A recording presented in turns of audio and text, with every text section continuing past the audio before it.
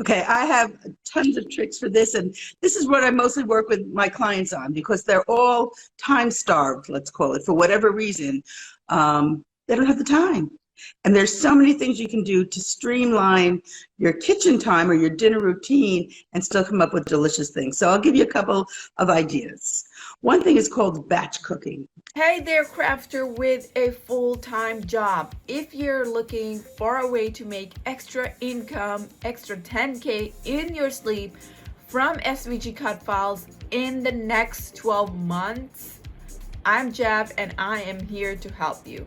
Sign up for my free masterclass below and get my secrets for building a successful six-figure SVG business. So you can quit your job, you can cut down your hours to spend more time with your kids. Hello everyone.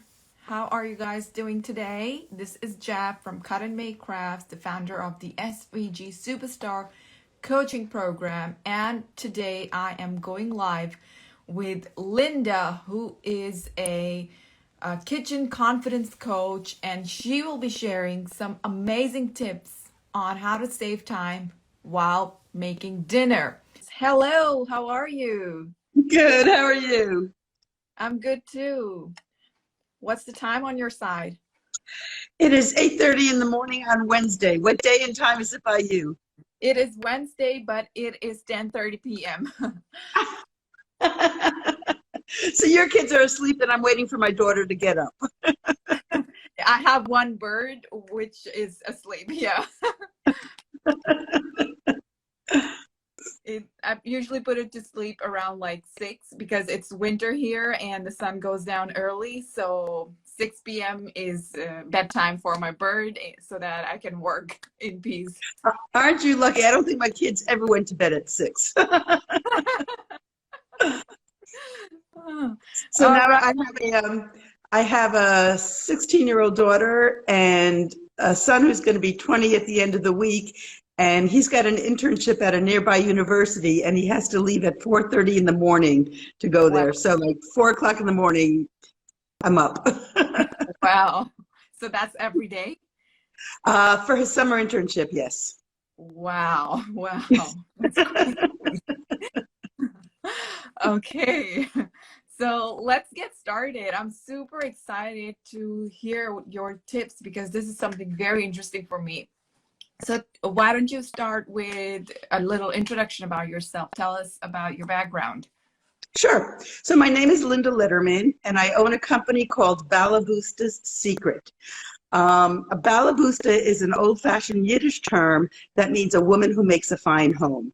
Now, my fine home is not the don't put your feet up, don't have to have a coaster under your glass. That's not my fine home. My fine home is you want your friends, your family, your kids' friends to come and feel comfortable and warm and know they're going to have great conversation, great food, and feel like it's their home. So that's what I strive to do for my house, and that's what I try to teach my clients how to make for their homes. Because especially when you have kids, you want your kids' friends around. So you know what they're up to, you know who they're hanging out with, you know what their interests are, and you even want your kids' friends to be able to confide in you.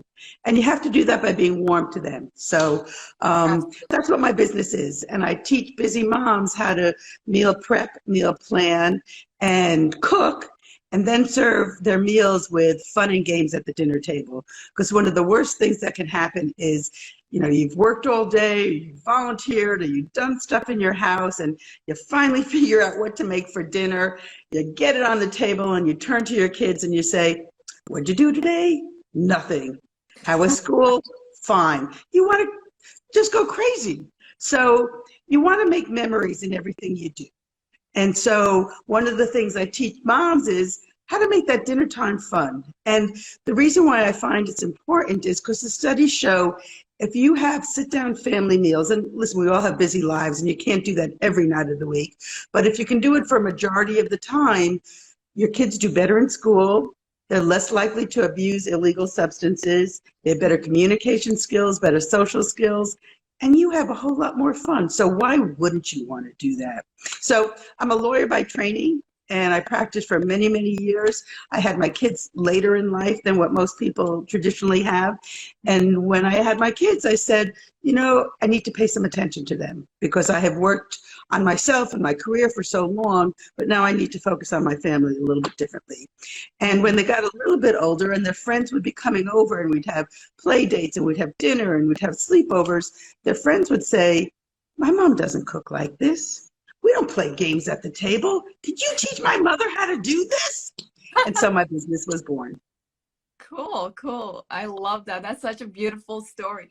And I would love to know, so I was reading your story that you shared, like, how did you, I mean, were you always this amazing chef and with tons of Not in the slightest. I stunk. I was awful.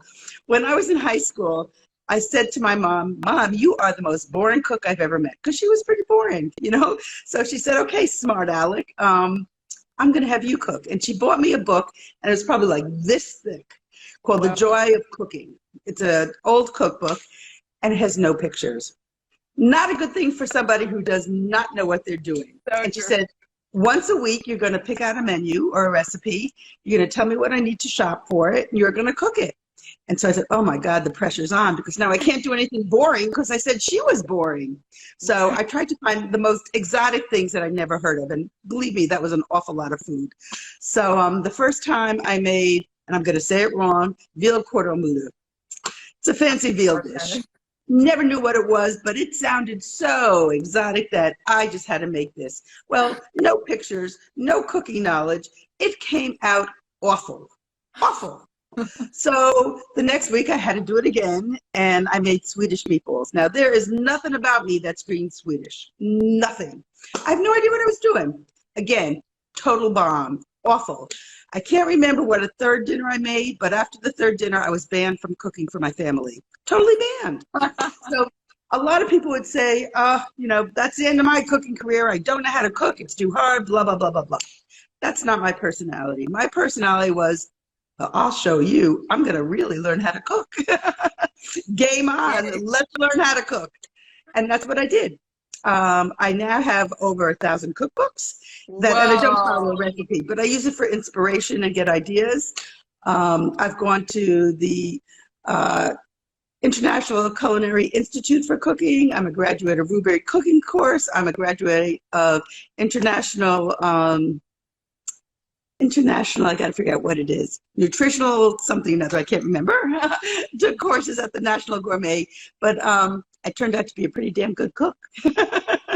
And now I teach people how to do it without needing 1,000 cookbooks and cutting to the chase, because it's really not hard if you know the tips and the tricks. And the goal is to make delicious food, because if you don't show your family how to cook and what to cook that's nutritious and within your budget, if you keep budgets, if you don't show them how to do that, then they're not going to know how to do it for themselves and for their families. And it's such an important skill. Why not do it and involve your family in the process? Yeah, exactly. I totally agree with that. Like, food is a way to bring people together. Like, if you just make something for someone, something that they truly love eating all the time, it just makes the other person so happy, and it's a way to make someone feel special. Okay, it's your special day, it's your birthday, so I'm gonna cook something special for you. So I love all this beautiful approach. And I would love to know, so why are you so passionate about this whole family dinner time? I know you touched upon it a bit, but let's dig deeper. Sure, absolutely. I grew up playing games at my dinner table and having great conversations with my family.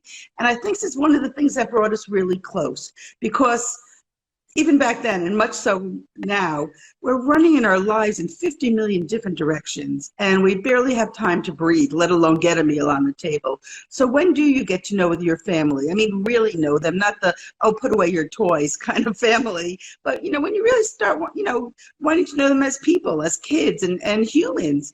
And so I think at the dinner table, you really should be able to let your guard down, because so many times during the day, you have to be either, and I'm not saying that I want the kids to be bad behaved, but you have to be proper. You have to present yourself in a certain way.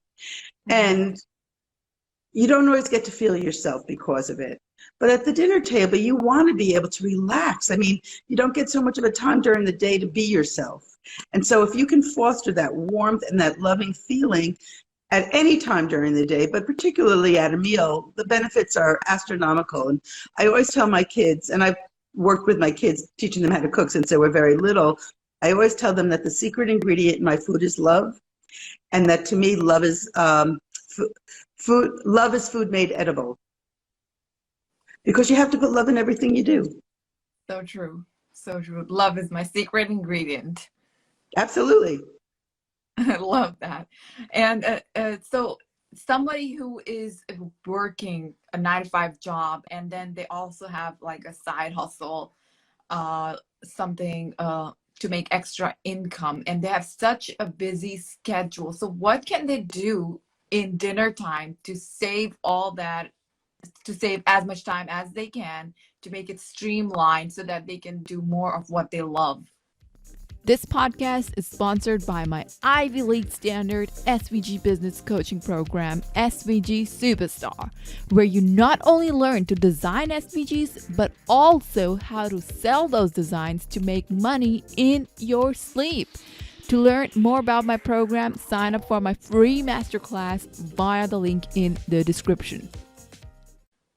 Okay, I have tons of tricks for this, and this is what I mostly work with my clients on, because they're all time starved, let's call it, for whatever reason.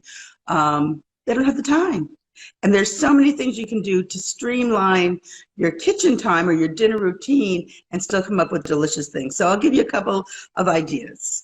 One thing is called batch cooking. And what batch cooking is, you make more of something than you need for any one given meal. So let's use rice as an example. Let's say I'm going to make a chicken tikka masala, which sounds really exotic. It is simple. And if you want to make it fast, you get chicken tenders because they're thin. You can saute some ginger, some garlic, some onions, brown your chicken tenders.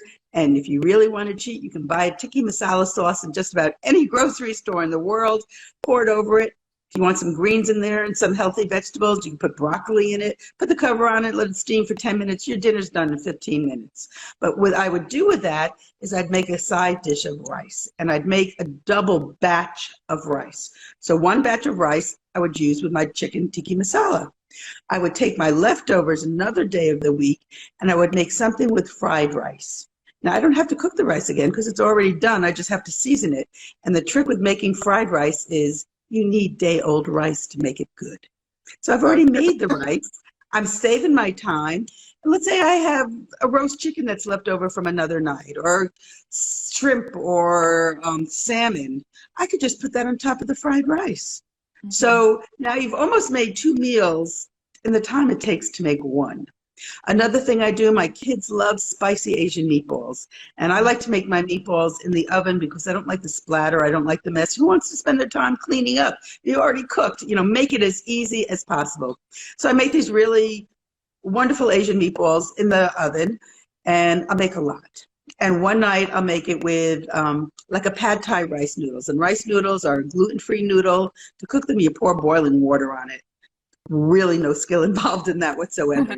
And to make the peanut sauce for it is just a little bit of orange juice, peanut butter, soy sauce, and toasted sesame oil. Boom, your sauce is done. Put it on the rice noodles, put the meatballs on it, you got a great dinner. But now I've got a whole bunch of extra meatballs. So the next night, I might grind it up. I might put a different Asian sauce on it, like a Hoisin sauce. You could buy that again in multiple grocery stores, and put it on a lettuce wrap. So now you're eating it as a really fun, cool sandwich. Your kids are going to eat with their hand, which is what kid doesn't like to eat with their hands. And it took you 5 minutes to make it because you're just reheating it with a different sauce, and you're putting it on a lettuce leaf. If you want to serve it with a side dish, maybe you have the leftover rice from your tikka masala. Or you can just saute some maybe bok choy or whatever green you want to saute. Again, that dinner is done in 15, 20 minutes. So if you can batch cook and think ahead on how you can repurpose and reuse your leftovers, you're killing a lot of birds at one time when you're making one thing. So that's probably one of the easiest time-saving tricks I can give you. And obviously, when I work with people, we go through a whole bunch of menu ideas on what they can do with what ingredients, and they can plan out what they can do for a week or however long they want to do their planning. Another thing I always tell people to do is have a well-stocked pantry. Because if you have a well-stocked pantry, you're not running to the store all the time. Again, you're cutting down time. So have a well-stocked pantry, know what you have, know what you need, and know how to use what you have. Because I find a lot of people, if they are relying on recipes because either they're a novice cook or they're unsure of their skills, they'll see a recipe and they don't plan it in advance, and it's like, oh my God, I don't have the garlic, the minced garlic. And then they have to run to the store. But if you know what you could substitute and still make a delicious dish, you don't have to run to the store. And then you can start modifying recipes to make them your own without being a slave to exactly what somebody else thought was a really good meal. So true. I love that. I usually shop like once a month. And I do all my grocery shopping online because it's so easy to just add to cart everything. And I get it delivered on my doorstep, and it saves so much time. Like before pandemic, I used to have like one day for grocery shopping, and like half of my day used to go on going to the mall, going to the grocery store, spending time in the aisles. And it was so time consuming. But since the pandemic struck, I've transferred all the grocery shopping to online, and it has become 10 times easier. And I'm not running every day to the grocery store to buy something that's missing. And I love that tip where you shared like you can learn to substitute if something's not there. So I like have a minced garlic, and then I have the garlic powder. Sometimes when I run out of it, I just use the powder. Yeah, and listen, there's no crime in that. Or let's say your recipe calls for shallots and you don't have shallots. Use an onion. They're in the same family. You don't have shallots and onions, use a scallion. It's in the same family. So if you start learning what goes with what, it makes your life a lot easier. I also think it helps tremendously if you have an organized kitchen. Because if you know where your things are, you're not taking 50 million pots and pans out. Where is that grater? Again, there's ways to organize a kitchen to make it useful for you. You know, and everybody's got different space requirements in their kitchens. They all use different kinds of tools and appliances. But if you learn how to make what you have work for you, you'll also save a lot of time, even in terms of organizing, let's say, your spice cabinet. Because that minced garlic that you just ran out to buy, you probably have 3 of them sitting somewhere in your house because you keep buying them because you can't find it, you know? So that's part of kitchen organization. And let's say a lot of people like to make Taco Tuesdays. It's a nice, easy way to figure out one day a week where you don't have to think about what you're going to make.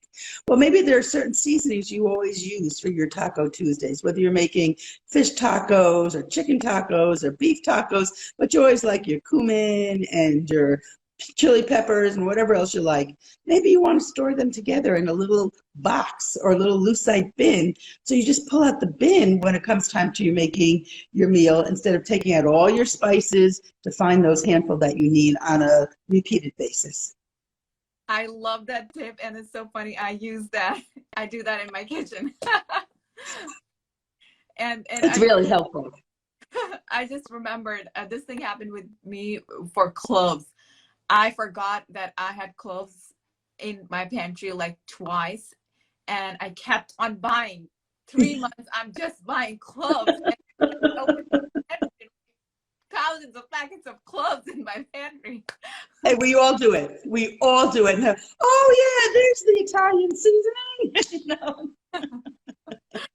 Oh my God, this is so relatable.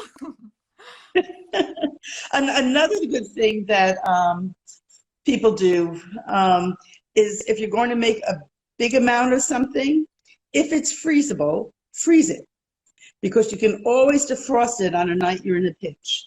So things that, and not everything can be frozen, but if you make a tomato sauce, easy to freeze your leftovers. If you make a pesto, which is just, you know, again, you can use many different herbs for it, but if you're using parsley and basil and pine nuts or whatever, walnuts, whatever nuts you want to put in it, and you make a big batch, there's a couple of things you can do with it if you want to freeze it. Put a little bit of olive oil in your container on top so it doesn't get brown, and you could freeze it, or you could freeze it in an ice cube tray with a little bit of olive oil.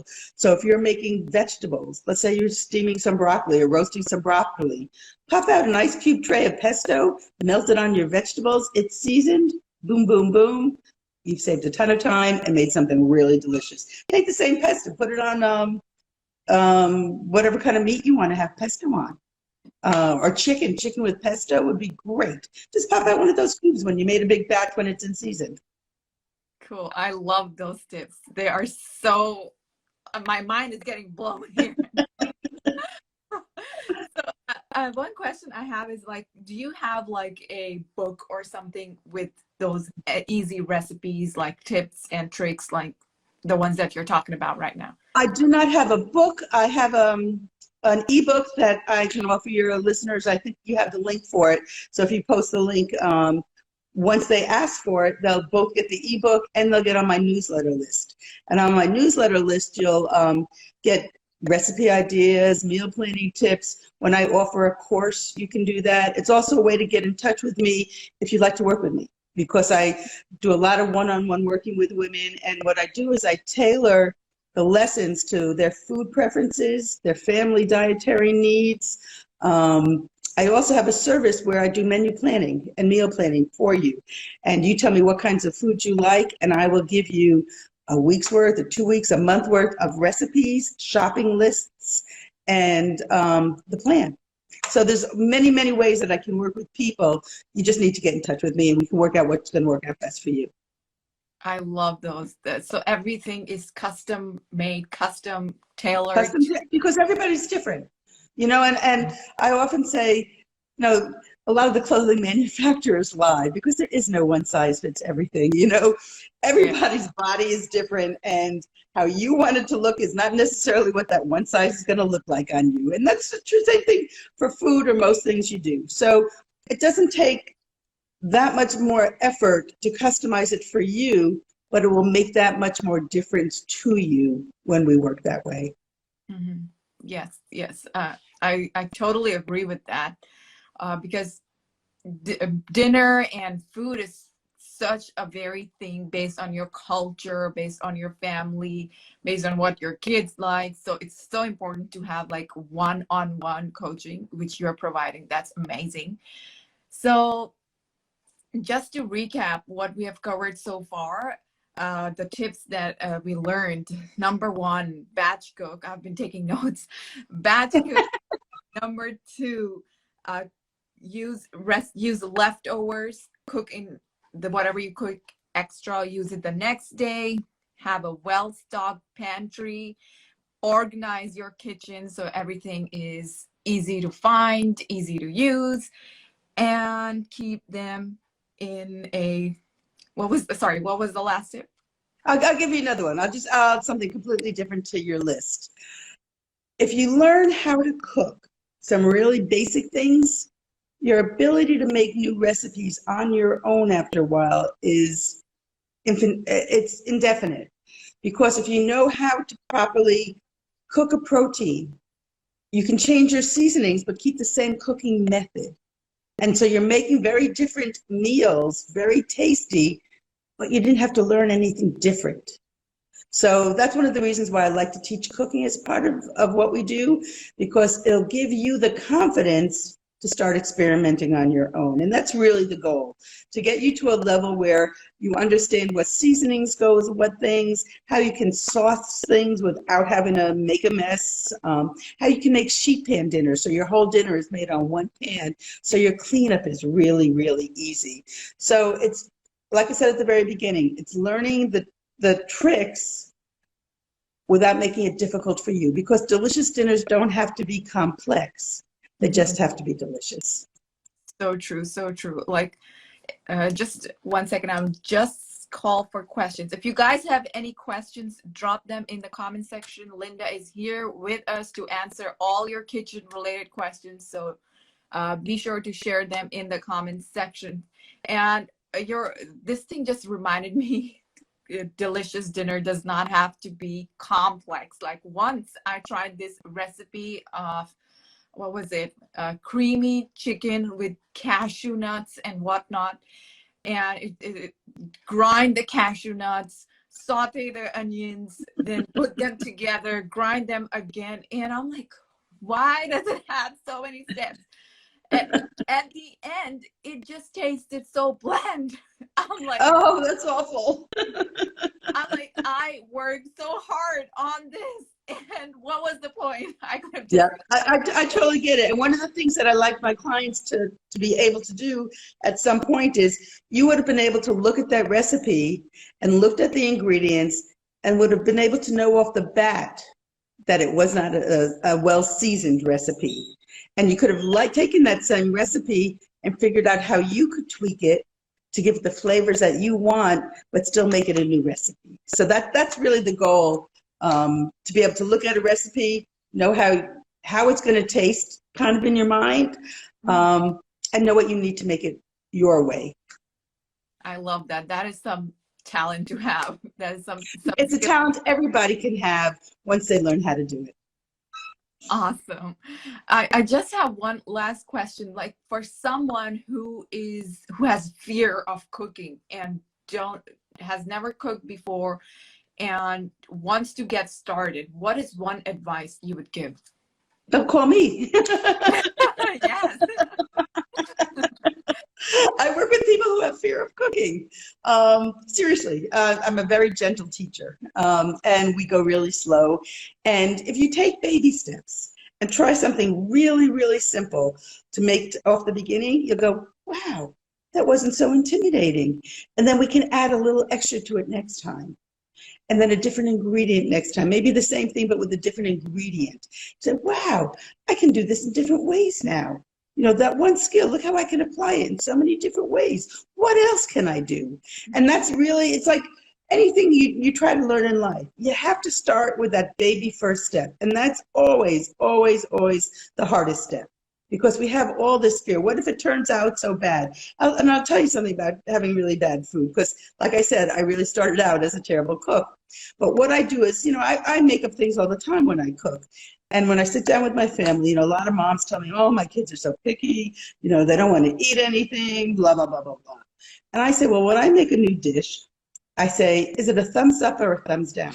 And everybody in my family will go thumbs up or thumbs down. I don't take a thumbs down as a negative. I don't say, okay, I'll never make it again. Everybody hated it. I don't do that. I say to my family, how should I make it next time to make it better? So now everybody's got to think about what tastes do they like. Mm-hmm. And that's a beginning to get them to be a good cook without even cooking, because they're starting analyzing what flavors they like to have. So I'll say, well, what could I do differently next time to make you like it or to make it better? And, you know, I don't know is usually the first response, you know, so don't get deterred and don't end there. And then you ask them some questions. Well, should it be spicy or should it be salty or should it have some herbs in it? Whatever it is that you want to do. And then next time, incorporate those changes in it. So you're validating their taste buds. Now they're going to be anxious to try to taste what their creation was, even if they didn't cook. And if it doesn't come out right, say, okay, well, how would I tweak it now? So there's no loss ever. So if your fear is that your family's going to hate what you cook, they're still going to eat it because they need food. So make it fun for you to cook, make it a challenge, and make your family involved in the process.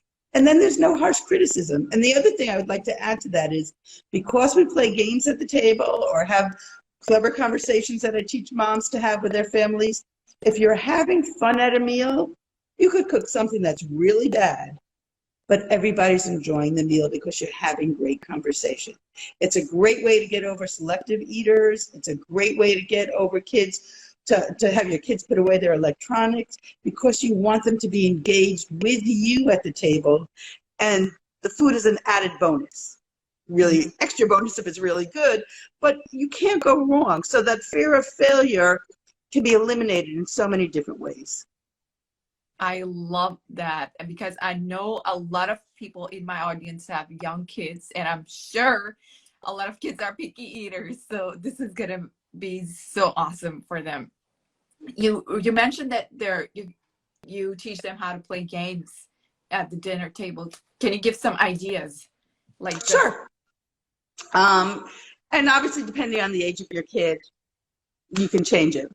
If you have games in your house, like a Trivial Pursuit game or any kind of trivial game, take the cards. You don't need the board. Ask the questions at the table. That's a really basic one. Another game that little kids really like, it's called Headbands, and you don't need to buy the game. You can just make this on your own. You take little cards, like this big, and cut out or print a picture of a single object on it. Let's say it's a house. So the person without looking at the card, takes the card and holds it on their forehead.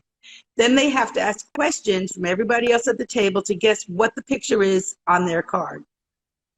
Is it the size of a mug? No. And you can only answer yes or no questions. It gets your kids thinking. It's a great, great educational game, and it's very funny because you have to see how they put together their clues and their questions. And they could be simple pictures. It could be an apple. It could be chalk, whatever a pen. But it's a great, great game, and you can play that at every age. Make your picture a little more complex if your kids are older, but it's very, very fun. You can do other things like tie your conversation around holidays and special events. And I don't mean fancy holidays. I mean stupid, stupid food holidays. And I'll give you an example. There was a marketing company in California, and on top of their building, they had this huge, huge statue, and it was half man, and its head was a chicken, a huge chicken, hideous thing, hideous. And after 20 years or so, they went out of business, so they moved, and the new owners of the building wanted to take down the chicken boy. And the town said, no, that's our beloved hideous sculpture. And everybody got together to pay for it to be removed to a park. And they declared September 5th was Chicken Boy Day in honor of this hideous statue. So when I work with somebody and we're getting near September 5th, I say, well, you got to make chicken on Chicken Boy Day if your family eats chicken. If they're plant-based, we'll come up with something else. But if you eat chicken, it's Chicken Boy Day. And we come up with some recipes. And I said, now here's some conversations you can have about Chicken Boy Day. You can tell them the story, but then you can say, what's the favorite toy you had as a kid that you'd never want to give up or that you'd want to pass on to your family? If you were half human and half animal, what would the other half be? Why? Would you have any superpowers? What could you do with those superpowers? So you can make all kinds of questions that will get everybody thinking. There'll be fascinating answers. And it's not the run of the mill, what'd you do in school today? And it makes it fun. And to this day, we still play games at our dinner table. My son has a girlfriend, like I said, he's going into being his junior year in college. And the first time she came over for dinner, I said, do you know that we play games at the dinner table? And she said, yes. And I said, do you know that we're expecting you to play games with us at the dinner table? And she said, yes. And we played one of our many, many games that we play. And it was a great way for her to be comfortable, for us to get to know her without saying, what are you majoring in? What do you want to be? Blah, blah, blah, blah, blah, blah, blah, blah. It was a great, great way. And you can do it when your kids have sleepovers or play dates. And it makes it really enjoyable for everybody. And now my kids say, what are we playing for at dinner time? Mm-hmm. Cool. I can imagine that you're probably the best and most favorite moms of all the moms in this school. But you can be too. That's the whole point. Everybody can be able to do it. Yes. And that's what I meant about a Bella Booster. That's the kind of home you want, where everybody is comfortable and welcome, and it just is easy to be there. I love that. So can you tell us where we can find you? Sure. I have a website called Balabusta Secret, and if you could give the links, that'd be great so I don't have to spell them. But Balabusta Secret is my website. I have a Facebook page, Balabusta Secret, and a Facebook group, Easy Weeknight Dinners for Busy Moms. And we have a lot of fun in there. In fact, in about 2 weeks, I'm going to be running a bingo contest with prizes. But the things on the bingo card are tasks you have to do in the kitchen. And when you complete your tasks, you get a bingo and you get a prize. So Easy Weeknight Dinners for Busy Moms. It's an awful lot of fun. And my email is linda@balaboosta.secret. Reach out to me anytime you want. Lastly, if you're looking for a way to make extra 10K in your sleep so you can cut down your hours to spend more time with your kids, sign up for my free masterclass via the link in the description. Bye-bye.